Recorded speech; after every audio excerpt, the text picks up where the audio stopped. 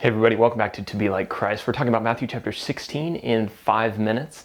If you want the handout that you're about to see on the screen, there's a link down in the description. You can get handouts for all the chapters on our website. And if you appreciate the free resources that we give out and want to support the production of those resources, there's a link to our Patreon account down in the description as well. So let's talk about Matthew chapter 16. When did the events of Matthew 16 take place? Well, as with the other chapters, this is during Jesus' earthly ministry. Would have been somewhere between 26 and 31 AD.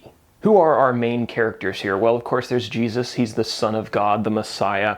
There's Jesus' disciples. We're going to run into a situation where they are worried because they forgot to bring bread on their journey. We'll talk about that in a second. Then there's Peter. He confesses Jesus' identity as the Son of God.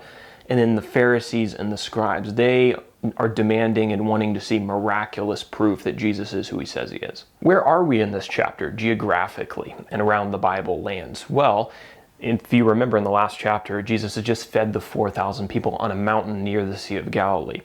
After doing that, he sailed to the region of Magadan, specifically to Dalmanutha. You can read about in Matthew 15 and Mark 8 gives those specifics. Now, by verse 5 of this chapter, Jesus has left Magadan and he sailed to, quote, the other side of the Sea of Galilee. And the chapter concludes up in the region of Caesarea Philippi. Now for our outline of the chapter, the first section, this is verses 1 through 4. The Jewish leaders ask Jesus for a miraculous sign. So the scribes and the Pharisees, they come up to Jesus and they ask him to show them something miraculous. And the text says that they did this to test him. And Jesus pointed out that, they had the ability to interpret a lot of things. For example, the sky, based on the sky, what the weather was going to be like, later on or the next morning. Yet they didn't have any perception to interpret the signs that God had already given them. So he said that he wasn't going to give them any signs except for the sign of Jonah, the prophet. And then in verses 5 through 12, there's a discussion about leaven, like the stuff you put into bread, the leaven of the Pharisees and the Sadducees. Jesus and his disciples would get into a boat and they sailed to the other side of the Sea of Galilee. Jesus taught them to beware of the leaven of the Pharisees and the Sadducees, but his disciples didn't understand what he was trying to communicate. They thought that he was angry at them because they had forgotten to bring bread on their trip. But Jesus was actually teaching them to beware of the influence and the teaching of those Jewish religious leaders. Who do you say that I am? That's the title of the next section, verses 13 through 20.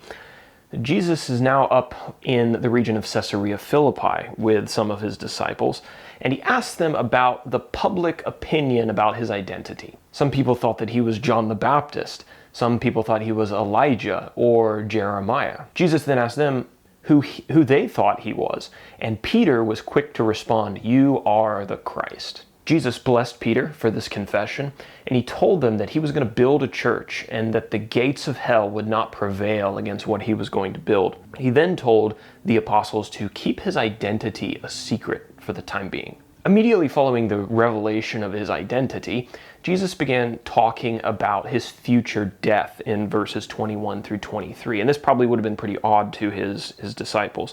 Jesus started explaining how he was going to die while he was on earth. He was going to be killed. And Peter really took offense at this, and he rejected the idea that Jesus was going to be killed. But Jesus rebuked him very harshly for believing that he had a plan that was better than the one that God had ordained.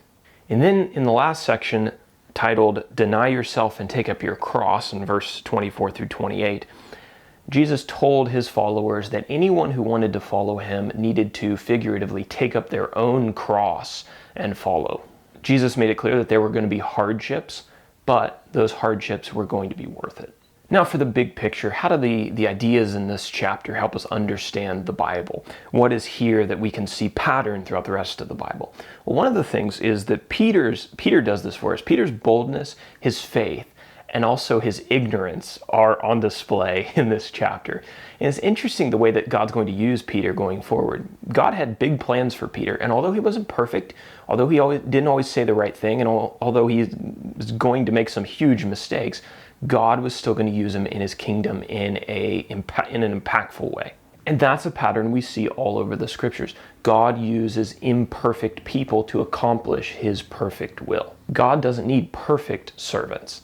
He just needs willing servants. And then in application, Jesus did not communicate that the Christian life was going to be simple and comfortable. And this is something we've touched on already. He described the life of a disciple as a figurative crucifixion. Our lives in God's service are not going to be without sacrifice. However, Jesus promises a rich reward. He promises us that it will be worth it if we do take up our cross and follow him.